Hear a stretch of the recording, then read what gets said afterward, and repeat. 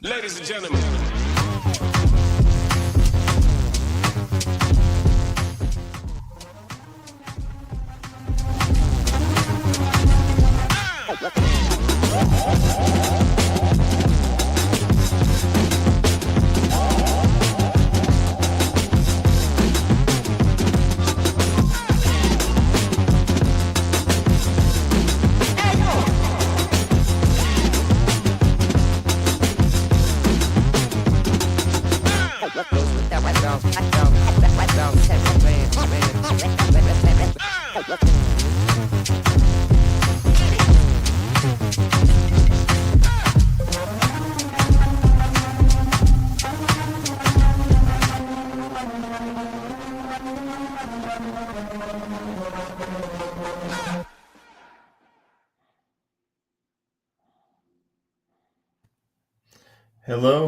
Hello, Chicago Bears fans. Welcome to the Bears Den podcast number 73.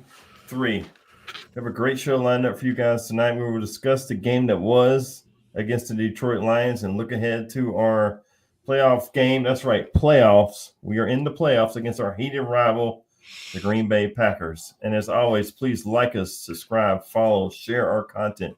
Show us some love. You can find us on Facebook, X, Twitch, TikTok, Instagram, and YouTube. Don't be shy tonight. Send us your comments. Send us your feedback. We love to interact with our Bears fans. Now, let me introduce the rest of the Bears in the Den. I am your host, Andy.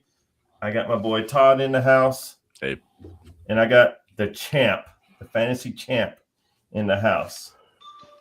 Again, thank you guys for watching. So, guys, we lost to Detroit. I guess you can say we backed into the playoffs. We're the number 2 seed. We get the Green Bay Packers. Champ, I'll start with you. What do you think of the game against the Lions? What's your first reaction?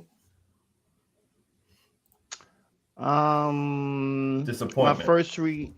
My first reaction, the disappointment came probably at the start of the second half. My first reaction was anger because the team came out flat. It's against a division rival. You had a chance to lock up the 2 seed on your own and not need anybody to help you. And they came out flat as if it was a preseason. I don't understand the drops. I didn't understand the missed assignments. It was just like they just came out going through the motions on both sides of the ball. I didn't like their energy. I was very angry. And then the second half came and we started off with the ball. It's disappointment that we couldn't turn that into points.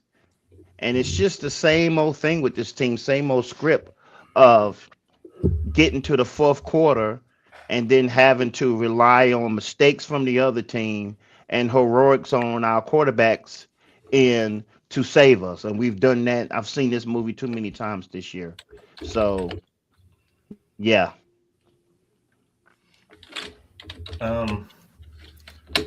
I hated that we lost. I was hoping we could beat Detroit and not back into playoffs. We're on a 2-game losing streak. But luckily, our heated rivals is on a 4-game losing streak. But did any of you guys notice, like, our secondary is also getting worse? Like, this is supposed to be the heart and soul of our team. Our secondary is getting really bad, really quick. I mean, Jalen Johnson looks like to me he doesn't want to tackle. It's like we can't cover anybody. Todd, what do you think of what you saw Sunday?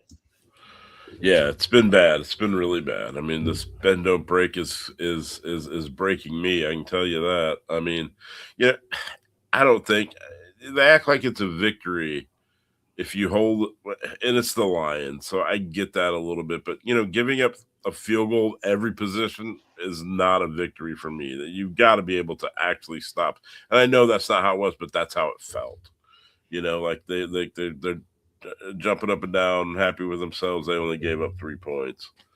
And I guess being the Lions, I guess that's a little justified, but it's infuriating to me. But anyway, yeah, they're not one to hit. They're wanting to strip the ball. All I see is Nahshon Wright trying to strip the ball constantly, and it's been effective for him. But fundamentally, you've got to be able to tackle. I can't stand a corner that won't tackle, with the exception of Deion Sanders, of course.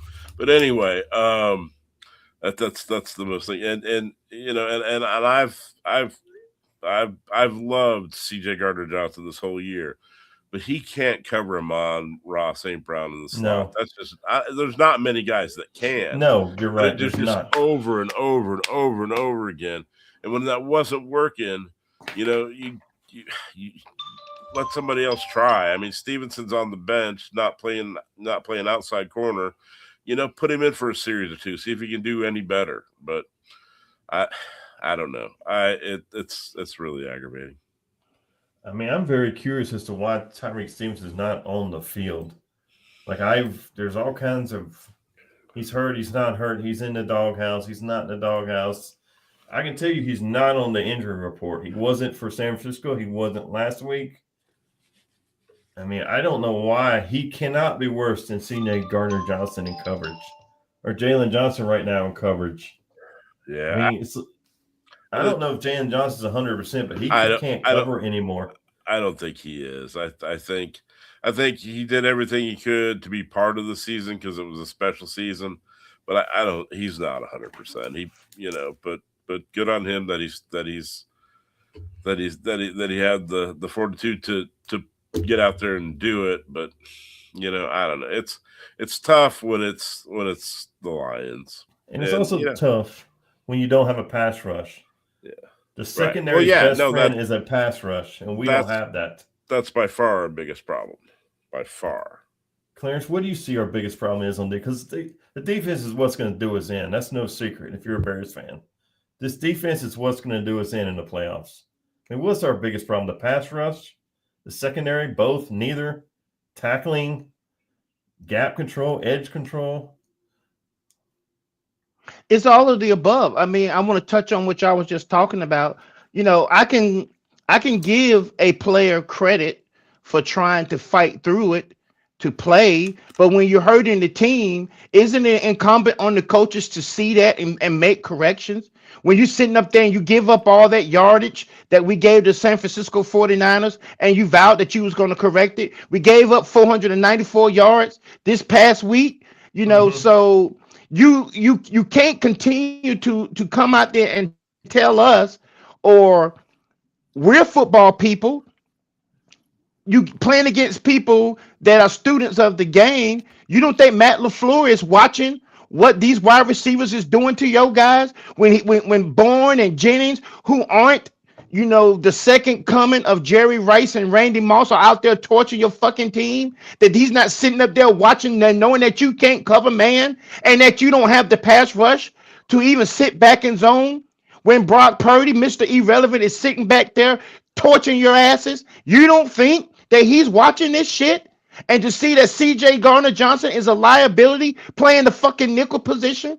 Yes. That Jalen Johnson, you're supposed to be one of your top 3 people on defense, is out there and he can't keep up. I don't give a damn about him trying to push through it and help out. Dennis Allen, is this your responsibility to correct this shit? And if he can't cut it, you sit his ass down and you put Tyreek Stevens in there, who may be able to cover up some of these people. Your best linebacker, your will linebacker, is sitting on the damn bench. Now, if you want to sit there and shove Edmonds down our throat because you gave him a bunch of money, do that shit on your own time. It's winning time. Jackson's been the best damn linebacker, and he's sitting on the bench. Explain that to me.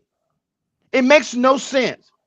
You know, we have been lamenting all year long that we needed to go out there and make a move for a pass rusher. I've been saying it since day one. Yes. Our chickens are coming home to roost now.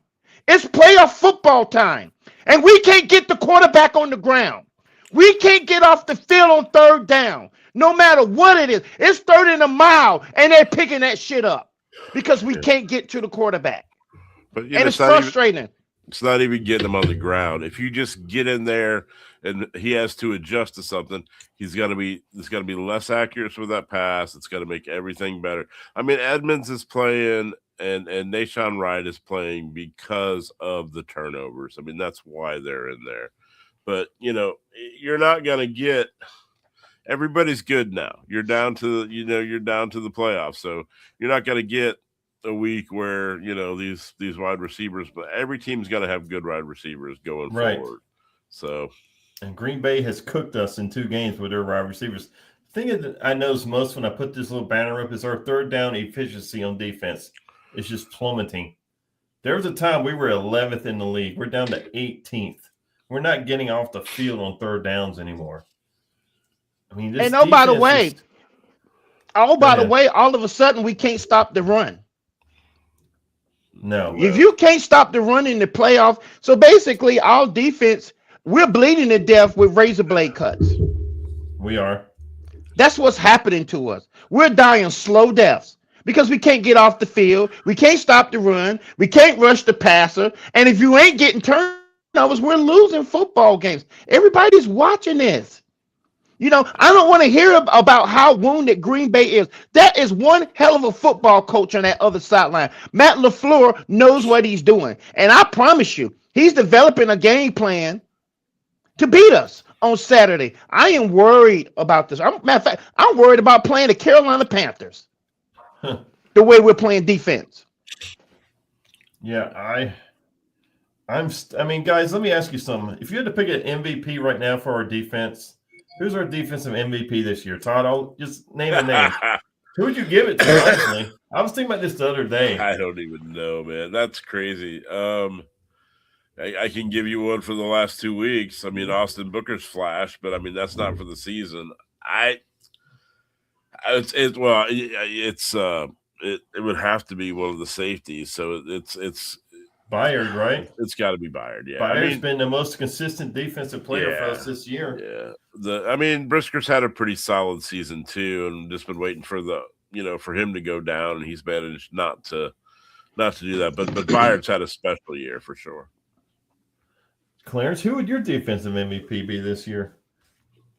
If you had to pick one. If you forced me to pick one, I probably would pick Wright. See, I can't pick Wright. I know he's creating turnovers, but he can't cover. That's why he's been a journeyman. Who in the secondary can, Andy? I know. Who in the secondary can? Nobody. But Wright have saved a couple of games by getting turnovers for us. Yeah, the Philadelphia game alone, he was the one that came over there when they were getting ready to score on us with the tush push and ripped the ball out of his hands. So I'm not inclined to give anybody to praise anybody on this defense, but if you force me to give it up, I'll probably pick Wright over Byard. Byard just seems to be in the right place at the right time. But I'm disappointed. I just don't understand how, with what we have to play for, we could come out and play the way we have played the last 2 weeks, and let Brock Purdy torch us, and to let Jared Goff just dismantle us. I mean, we're in too high safety and man. Make that make sense. You're playing man coverage and you're running in a too high safety. That makes no sense. When Amon-Ra St. Brown is out there taking your lunch, he should have been doubled. Mm-hmm. Oh, I agree.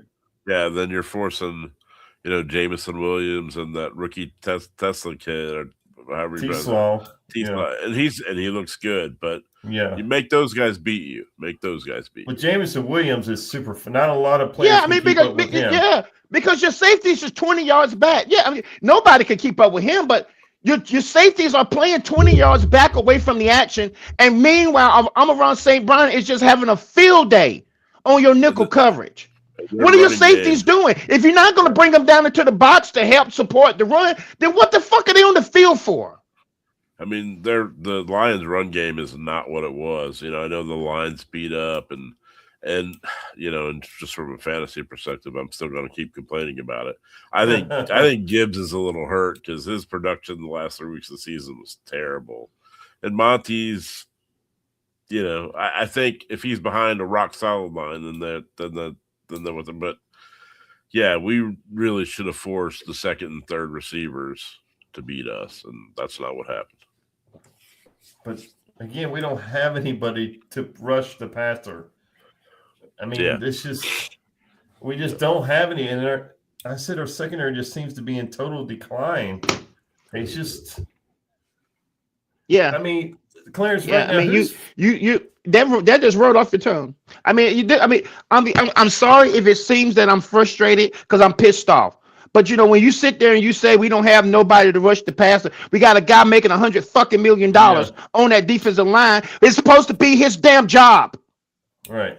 And we only call his name in player introductions because we don't call it during the football game. Montez Sweat, like we all said, he's Robin. He needs a Batman. Right. I mean, that's just, and here's a comment. Tony Garibay says, we need to run Swift, make him the feature back in the playoffs. We haven't had a 100-yard rusher in 2 weeks. We need to reestablish the run. Keeps our defense off the field, too. I agree with that, Tony. I'm old school. If the other team's offense isn't on the field, they can't score. I agree with that 100%. We need to establish the run against Green Bay. We should have done that against Detroit. We've gotten away from that. Well, our offense wasn't on the field. I mean, the time of possession of that first half was ridiculous. Right. But, you go 3 and out and 3 and out and 3 and out. I mean, that's the way it's going to be. But we need to establish the run. We need to shorten the game, keep the other team's offense off the field. I mean, our identity to me is the run game. I feel like they tried to establish the run last week. I really do. I mean, they didn't abandon it at all, and it might have needed abandoned some of the first half. Well, our offensive line had a rough day at the office, starting it out. But like you said, and when you keep going 3 and out and 3 and out, because everybody's on the fucking team dropping passes, 10 drops for this football game. 10. We dropping third down passes. We dropping fourth down. Love had 3 of them. So, that's the reason why I started this whole rant out about them being flat. They were flat. They did not look like they were ready to play. And I don't understand how that is even possible for your last regular season home football game. How could you come out there flat? How could you not be ready to play against a team that dropped 50 on you the last time they saw you? How could you not be ready to play? Where's your motivation? Yeah, they look flat to me. I mean, Ben Johnson made it be known he was not happy with the offense at all. He said too many mental mistakes, too many 3 and outs, too many drops. Tony Garibay also said, yeah, but Swift had a couple good runs at the beginning of the Detroit game, and then they went to Monongahela and went away from the run. And then Jonathan Huntley says, great podcast. You guys are passionate about the game. Well, thank you, sir. Yeah, I thought we came out flat. I thought we should went out there. We obviously should have won the game. We should have secured the number 2 seed on our own. Do any of you guys know why Philly would just mail it in and play their second and third string when they could have won the number 2 seed now? Because we lost. They could have won it outright.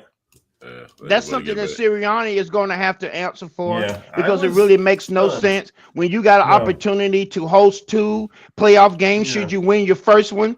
I don't understand how you would go out there and just say, well, I got to rest players, this, that, and the other. And with the scrutiny that they have come up under the whole season with their offense, makes no sense to me. But, hey, maybe he liked his matchup a lot better than us having to play the Packers. I don't know.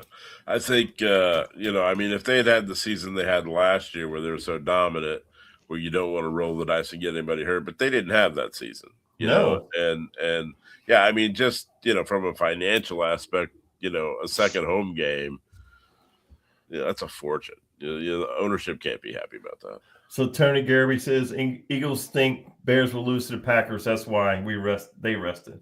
Oh, they're doing it to avoid us? Yeah. I mean, I just thought that was interesting that the Eagles did not play their stars, didn't even try for the number 2 seed. I mean, I just thought that was. I mean, I can see why that's very interesting how he said that. But that first round game against the 49ers, that's a bad matchup for Philly. I mean, they were about as low as they were all season when we went up there and beat them, and I'm still surprised that happened. But I don't think that they would choose to play the 49ers over us. I can't imagine that. Nick Millard. I mean, yeah. Let's go. Bear down. We have to play better from kickoff. We need to run the ball and control the ball and be physical. I agree with that 100%, Nick. Thank you for the comments, guys. Yeah, I think the identity of our team is run the ball, control the clock. We just have gotten away from that. We were doing that look at what we did against the Eagles. We did that so well. It seems like we're just slowly but surely have been getting away from that formula. Just run the ball, pound the ball, be physical. We got all this money invested in the offensive line, control the line of scrimmage, and just run the ball and run everything off play action. That's when play action works, is when they are scared of the run. We've gotten away from that. Don't you guys think? We have.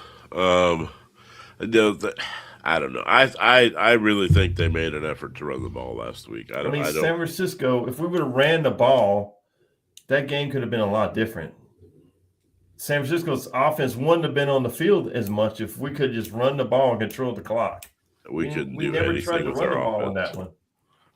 Other than that first series where they picked the ball up and scored. Yeah. You have the stats for running attempts, because if I'm not mistaken, if you add Monangai and Swift together, that we only attempted to run the ball 20 times, 22 times, something like that. Swift is the key. This is from Tony. Swift is the key to the game. If he's over 100 yards, we will win. It opens up the passing game for Caleb. I mean, I agree, Tony. I think running the ball. I mean, the first game against Green Bay, I thought we played a lot better than we did the second game, but we were controlling the clock and we were running the ball in the first game.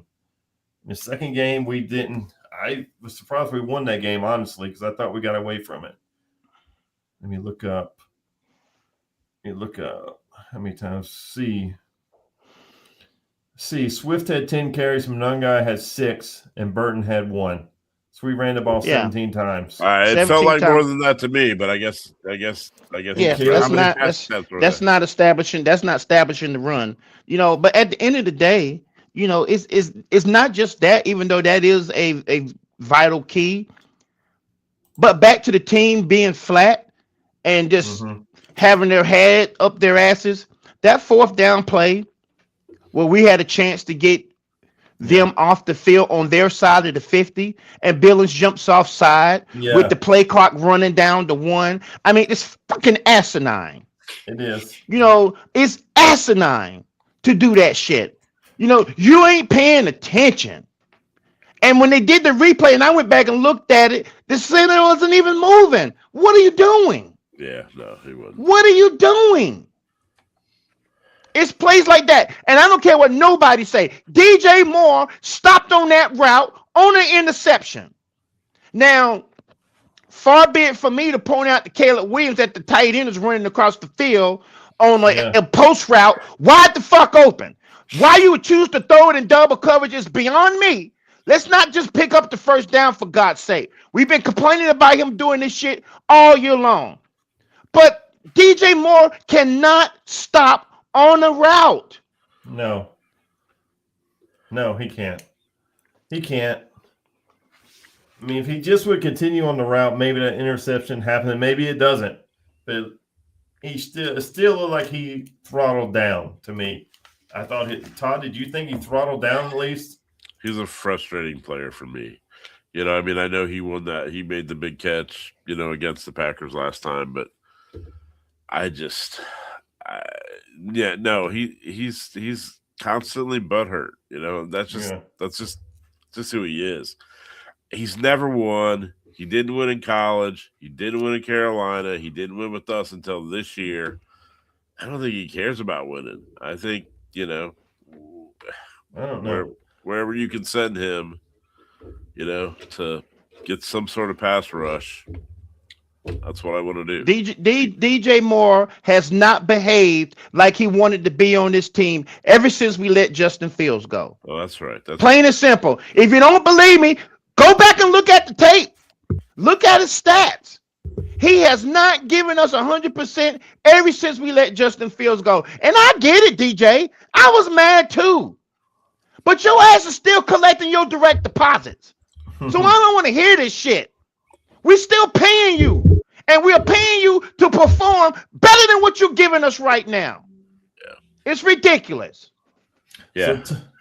So Todd, I'm gonna let you answer this one. Todd, Tony Yes, sir. himself said we should have kept Pickens and got rid of Billings. You think that was the right decision in training camp or preseason? You know, Billings is putting out an effort. He is giving effort. He's bigger than he's ever been, I think. Yes, he is. And I think maybe he plays next year. I don't think it'll be with us. And maybe he doesn't. This may be the end for him. But Zach Pickens never did anything. And he had 3 years to show anything. He did. Because it isn't like the ninth guy on our defensive line is outstanding. If he had showed anything, he would have been. Yeah, I think that somebody's got to take that role next year. We need a legitimate run stopper. Hopefully we can get somebody in the back end of the draft that can play that role, because I don't think we're going to invest in the front end of it. But I could be wrong. So Tony quickly said Billings grades out at a 34. Worst defensive tackle grade in the league. Yeah, a 60. But he's best against the run, though. He's the best one we got on the team against the is. run. And when he's off the field, we're definitely getting the ball ran down our throats. And that's just facts. Yeah, it is. 60 is a replacement grade. So basically, like a war in baseball, an even 0 would be a 60 PFF grade. So 34 is pretty terrible. So Darren Connect says, are we stuck with this defense for next year, or do we have players on expiring contracts that we can let go? Billings is one of them. Edmonds is the biggest one. Brisker, all the safeties. We don't have a safety under contract. Nahshon Wright. You got to bring back one or two. Yes.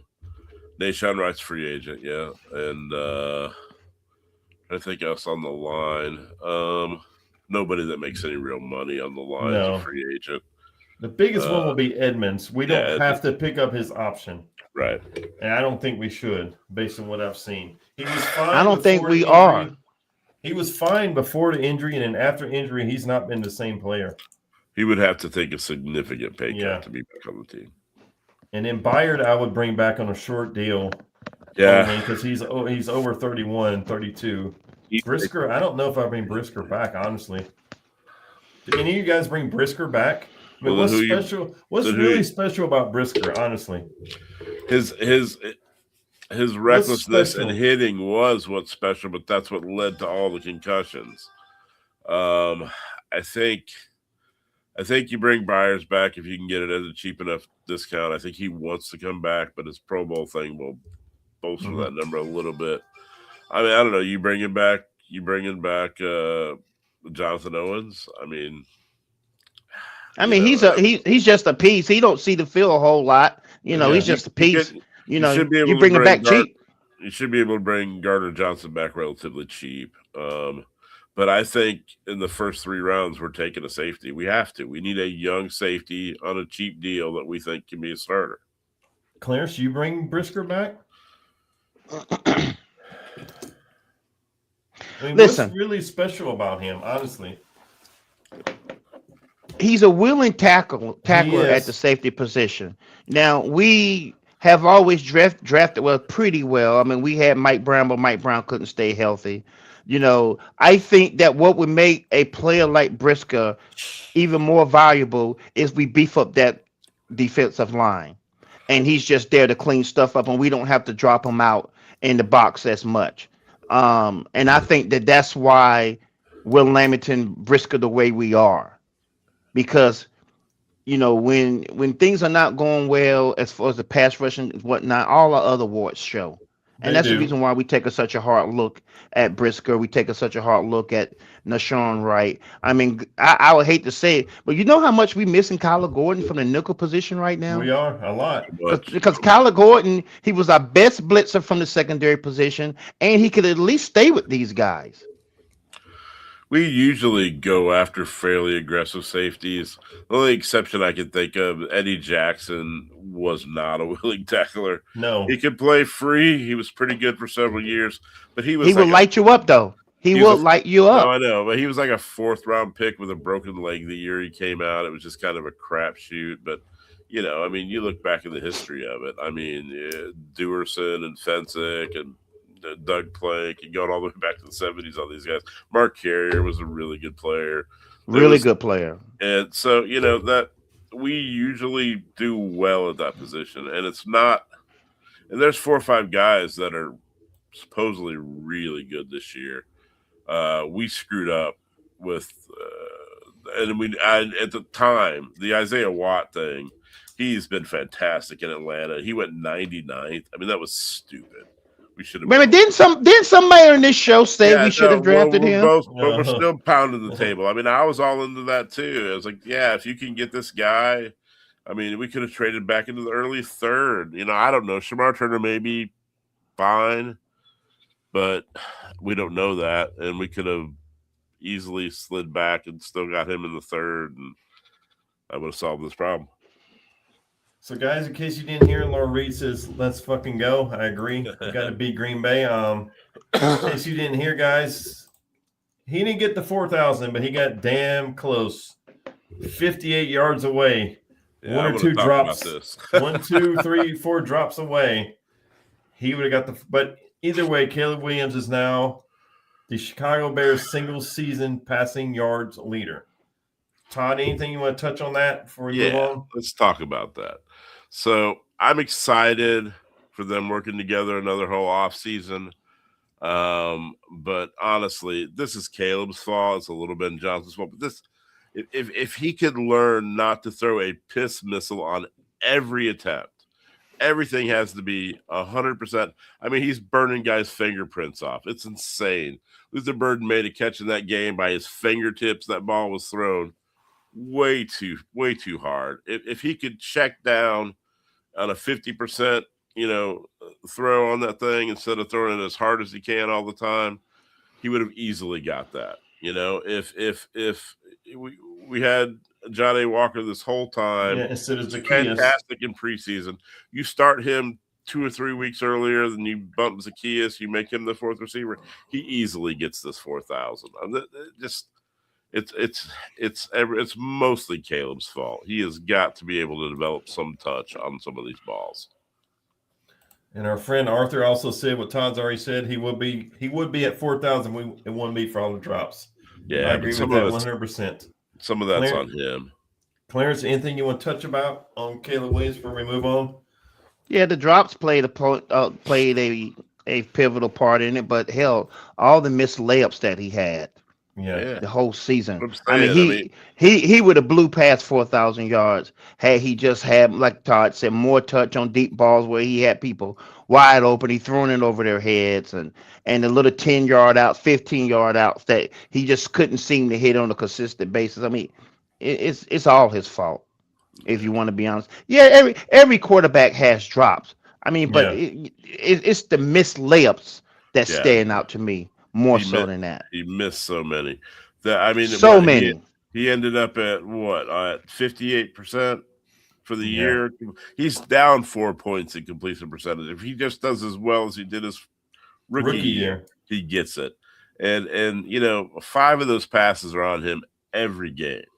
You know, it's just watching that game, and you know, I think Brady's pretty fair. I have a lot of problems with everybody gripes about Collinsworth and Joe Buck and Troy Aikman.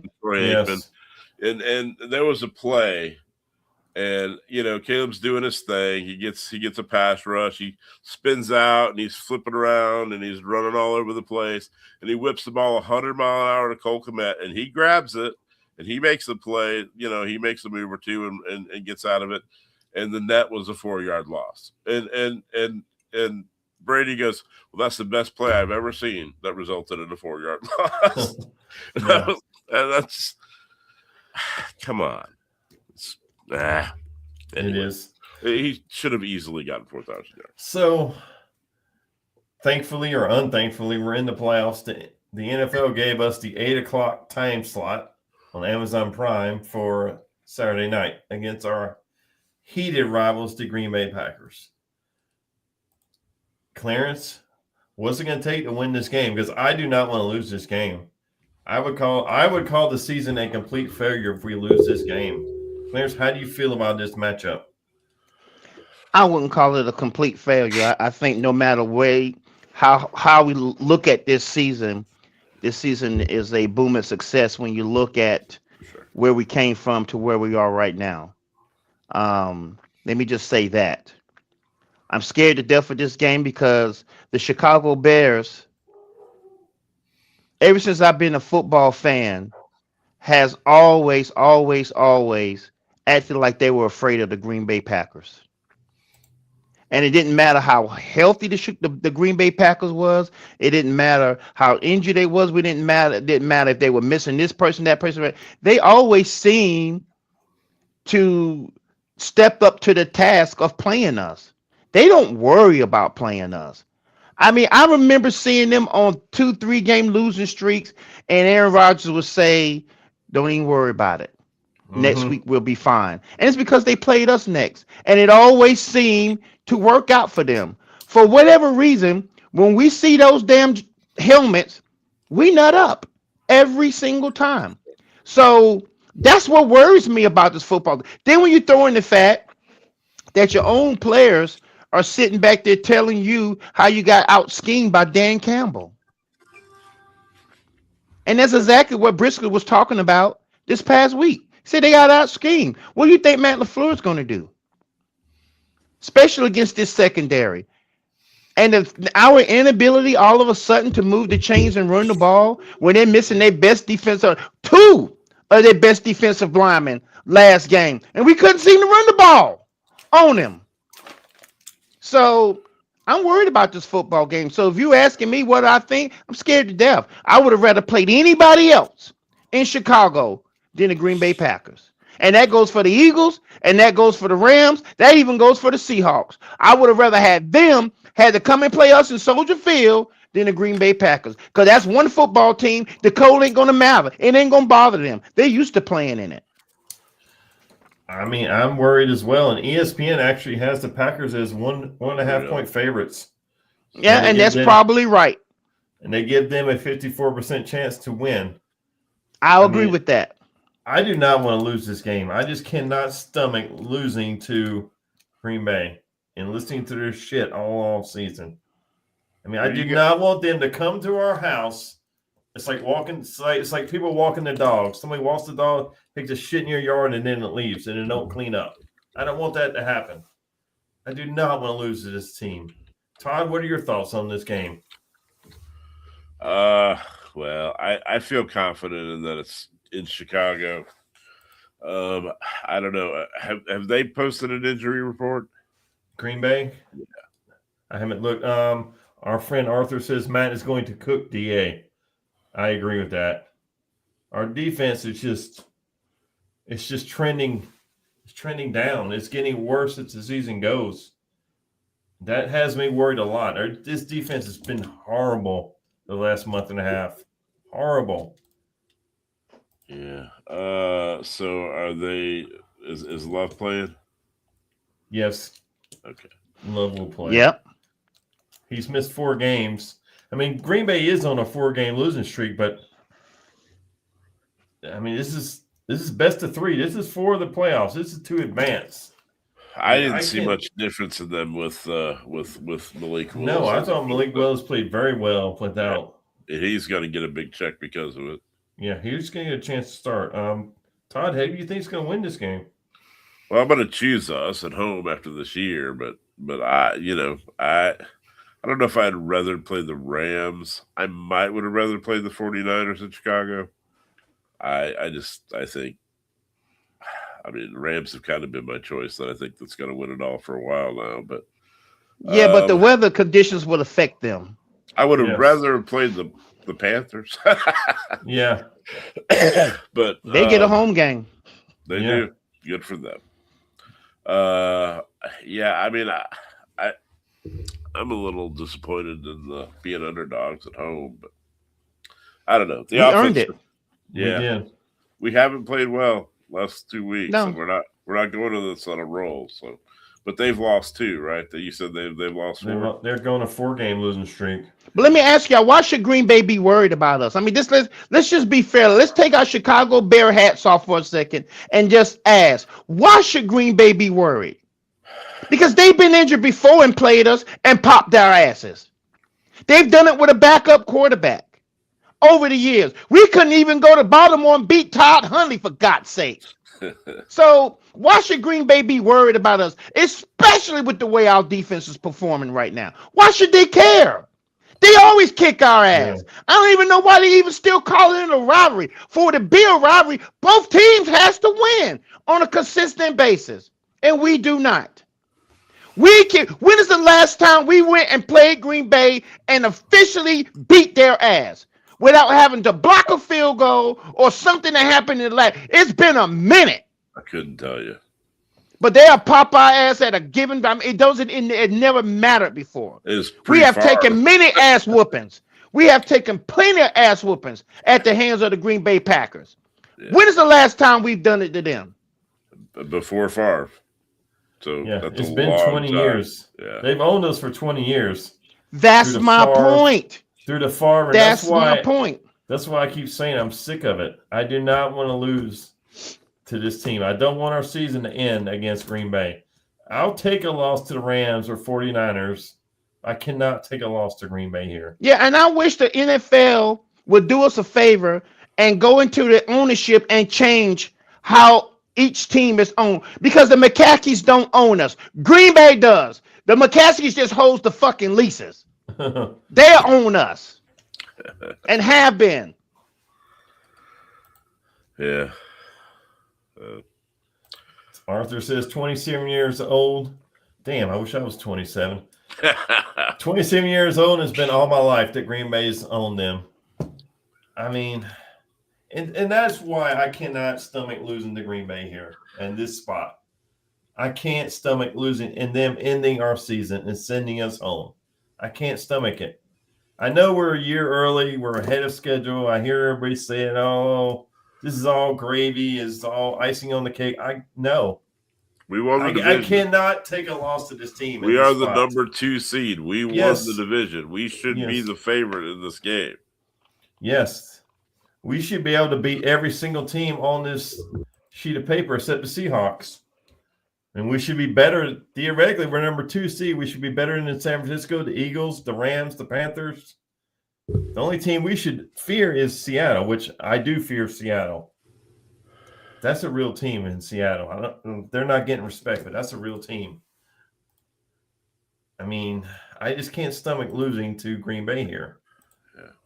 Ty, can you? Well, I tell you what, that's what's going to happen if we don't get our head out of our ass. That's exactly what's going to happen to us on Saturday.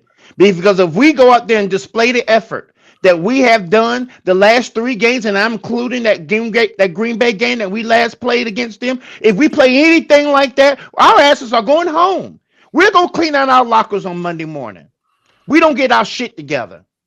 You know, and the reason why I'm this upset, because we are capable of playing better than the way we are playing now. We can stop the run better than we have the last 4. We can run the ball better than we have before.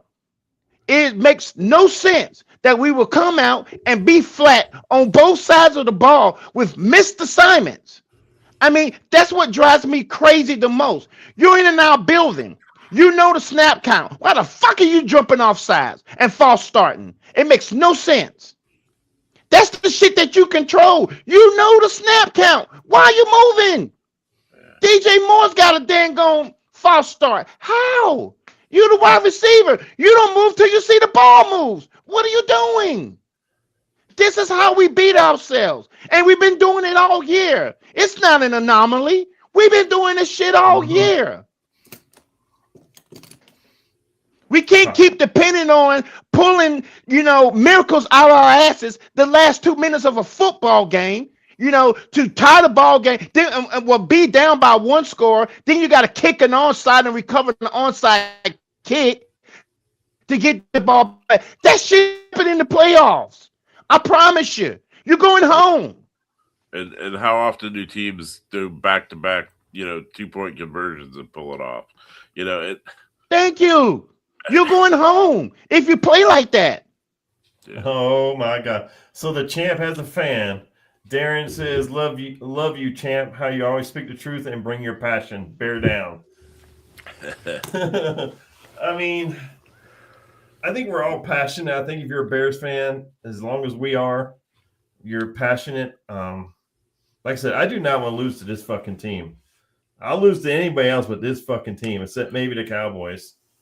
It seems to me, just looking at their roster, we should be able to run the ball and control the clock with them. That's what we need to get back to. You know? Just run the ball. That's the identity of our team. I know Caleb Williams is a budding superstar, but the identity of this team to me is running the ball. Just run the ball, control the clock, keep their offense on the sidelines so they can't cook our defense. That's what we need to do. Just get back to that. But it's just we've gotten away from running the ball in the last few games. I'm not quite sure why. Anybody? Hasn't been effective. It hasn't been effective. I don't know if we've just, read too many of our own press clippings, or hey, we won a division and now we're going to mail it in, or high on our own supplier, whatever you want to call it. It seems like some of that is set in. So, Clarence, let me ask you, what's wrong with this defense? Is it Dennis Allen?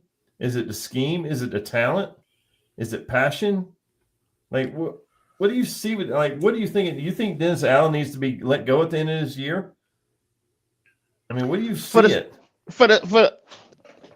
My issue with this defense is this. Whose fault do you think it is? It's Ryan Poe's fault ultimately. It is for not. Let's just start there. It's Ryan Poe's fault ultimately. That kid that's in LA, what's his last name? Simmons? Is it Simmons? The defensive tackle, Todd? Fisk. LA. Brandon Fisk. Brandon Fisk, the second round pick. They got no, not him. I got Jared Verse and Brandon Fisk. Jared Verse. Back to back, our first and second rounds, and to establish their defensive line for the next 10 years. Was Jared Verse on the clock? Oh, was he not on the board when we selected? Yes, but we went to Dunze. Everybody was laughing at us because Verse was at times. Honestly, I think and the Vikings took him, but DJ Turner, he was ranked higher. But he would have been too light for us now. I think he's at like 240, 245. But Verse, I think I'm gonna think 15 and say 47 were those two picks, and those guys have been unreal. I watched the New Orleans game because I wanted the Panthers to make it to the playoffs. So I watched New Orleans and I watched Atlanta. You know another guy that we were screaming on, and Andy, you and I both was on this. You know another guy that would have been able to help this defense out was Chase Young. Yeah. Very affordable. We were pounding the table for that, for sure. Yeah. We wouldn't even call him. So that's my number one frustration, was the fact that we had a clear need at the defensive edge position. And what do? We go out there and give all that money to Daya Odubingo because he can play outside and we can kick him inside. And it's not his fault that we lost him, but he wasn't doing shit before he got hurt. Let's just say that. He was being overpaid for what he was bringing to the party. So that's just number one. But we never addressed that outside edge rusher, and we can't rush the quarterback. That's our number one problem. Our number two problem, which plays in the fact that we don't have a 3 technique. So we can't stop the fucking run. No. We can't keep the offensive linemen from getting to the second level onto our linebackers. That's number two. Number three is we got $100 million guy on the other end who can't get to the quarterback, and it's his only job. He don't even stop the run well. So we pay you to get to the quarterback, and you ain't even doing that. You got a guy out there in Cleveland who's got more sacks than our entire defensive line. How? How's that possible? Oh, I know. Well, one guy. Yeah, he's great. But we just wrote it off as well. Dennis Allen knows that player. He's been there with him, so there must be a reason we don't want to sign him. They kept talking about getting pressure up the middle. And Dexter gets a little pressure up the middle, but he's not great against the run. if you're gonna be not great against the run of the middle, you better get a lot of pressure up the middle, and that does. I think he's 6.5, which is a pretty good year for him on sacks, but I mean, not enough. Dexter would be. And I mean, how many games have we watched that though? Yeah. Oh, I mean, how many games have we watched where the quarterback breaks containment and our slow ass defensive line can't run him down? They didn't come close. They out of breath after they have ran 5 yards. I mean, and also with Chase Young, he carried that injury thing forever, but that's been a long time ago. He's played a lot of games since then. And, He's got 10 sacks right now. I wish we had that. 10 sacks. And and people get all caught up in the sacks. But quarterback hurries is a big stat too that they don't even really chart a whole lot, and that's what we need. We don't speed the quarterback up at all. He's got all day. Yeah, if you rush him and he's got to try to get the same zip on the ball and get his feet set, his passes are going to be off. And if they're off a foot, if they're off 6 inches, sometimes that's enough. You don't. And Ryan Poles, I mean, I hope that you stay up late thinking about how you failed this team this season. Because I promise you, Ryan Poles, that if you give Jordan Love time in the pocket, if you think Brock Purdy and Jared Goff lick your asses up, wait to do what Jordan Love's going to do. And if, by the way, somebody way hook or crook, we're able to get by him. And let's say we see, I don't know, Matt Stafford. What do you think Matt Stafford's going to do to that defense with the frisbee catching dogs he has? Yeah, what do you think he's going to do throwing the ball to Puka? And by the time that rolls around, he's going to have Devontae Adams back. What do you think he's going to do to that defense if we're not able to get his ass on the ground? Puka might be the best player in the league. He's unbelievable. And Stafford,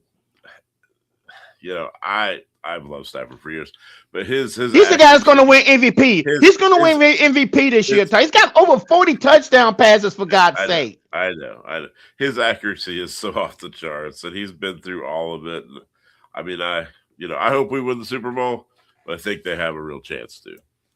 No, I do too. Yeah, I do too. So our buddy Arthur says we can't even get to a pocket passing quarterback. We can't get to any quarterback. We can't get to any. It's just a shame. If we had a defense, we really would have a chance this season already. But we just do not have a defense. So let's get to our final thoughts before we sign off. As always, thank you guys for the comments. We love the comments tonight. As you can see, we had a bunch of comments. Please tell all your family and friends about us and fellow Chicago Bears fans. You can find us on Facebook, X, Twitch, TikTok, Instagram, and YouTube. I just want to win. I do not want to lose this team. I do not want to let this team send us home. And I don't want to hear their shit all year about how they send us home in our own stadium on our own field. It wouldn't be the first time. We do it. I don't care if we win the game 97-96. I do not care. I do not want to lose to this team. I don't care if no defense plays and it's 100-99. I don't care. I do not want to lose this team. To me, if we lose to this team, this year is a bust. A complete bust losing to this team. That's how much I hate the Green Bay Packers. Todd, what are your final thoughts? Got a couple. It's amazing to me. We played this team 212 times, and this is only the 3rd time we've met them in a playoff game. I don't even statistically, that's unbelievable. As long as we play, I mean that's unreal. But I also want to shout out to the Ravens and their stupidity. I mean, who are you replacing that guy with? I know he had a down season and whatever, but come on. He's won you so many games. And a Super Bowl. I mean, I know everybody eventually gets fired, but there was no reason to do that. That was stupid. So let's touch on that real quick before I get Clarence sign off. Clarence, what do you think of the firing of John Harbaugh Day, or divorce, or mutual, whatever you want to call it, however you want to word it? The bottom line, he's out. He still had years left on his deal. What do you think of that today? Well, I think that the problem is he and the quarterback fell out of love with each other. And this is a prime example of the team choosing the quarterback over the head coach, because that's what happened here. The reports had already been coming out that they wasn't getting along. Lamar Jackson falling asleep in meetings and what have you. And, Harbaugh's not any kind of hard-nosed coach is not going to stand for that. But as Todd alluded to, that guy been there 18 years. He's won a lot of football games. What was that team before he got there? Won a Super Bowl. And this is what you do. Right. But this is the thing. He's going to go to a team and they're going to be really, really good. Could you imagine him with the talent that Atlanta Falcons have? Could you imagine him with the talent that the Cleveland Browns have? Could you imagine him there being with the New York Giants, who may or may not have their quarterback, but they've got a decent defense? They got some pieces. They got a good wide receiver. They got a high draft pick. Some team that's not in the playoffs this year is going to be in the playoff next year because they hired John Harbaugh. Great job, Vegas. Baltimore. If I'm Mark Davis, I'm already on a plane to Baltimore, and I'm just going to sit on his door until he agrees to play to coach the team. They've got $100 million in cap space. They got the number one pick. They've got some young talent. I mean, I wouldn't go there. I think there are better teams already in place. I like what the New York Giants have in place. My pick would be the New York Giants, and then the Atlanta Falcons would be a close second with what they already have. Atlanta has a young defense who happens to lead the league in sacks. Mm-hmm. Yeah, I would. I'd be there with a blank check and just hand it to him. Say how much you want, But that's so. Our boy Ronaldo says facts. I hate Aaron Rodgers and Green Bay myself. So Chicago Clarence, I can tell your blood pressure is already high. But go ahead, man. What are your final thoughts before our game on Saturday night? Well, just a simple fact. Let me say this again. The Chicago Bears have been in obscurity for a very long time. When you sit there and think about that, it's been 8 years since we even been to the playoffs. It's been 10 years since we've even won a game. The fact that we are now there and we're close to being relevant is the reason why I'm so passionate, coupled with the fact that I am sick and tired of losing and watching this team lose football games. You want to know what I hate more than the Green Bay Packers, other than the Dallas Cowboys and the Duke Blue Devils? I hate losing. Yeah, that's what I hate more than the Green Bay Packers. And I'm tired of watching my football team go into a football game and play the way that they played. That's what I'm tired of. I am tired of having more passion than the millionaires who get paid very well to play this football game, go in there and give us this effort in our building, for God's sake. And, we always joke, but, you got people who pay their hard-earned money to sit in that cold-ass stadium, to drink that high-priced beer, to pay all the money that they pay for parking and hot dogs. And this is what you give them? You want us to go and do all of that shit to go and watch that? You want me to get my happy ass on a plane and fly to Chicago and buy a ticket and walk all the way from Timbuktu up to that fucking stadium that you still owe $500 million on and watch that? I mean, that's what no. So that's the reason why I get upset. We can do better than what we did. As far as this game is concerned, I already told you, I'm worried. Yes. Because we don't play the Packers well. No. We haven't in a very, very long time.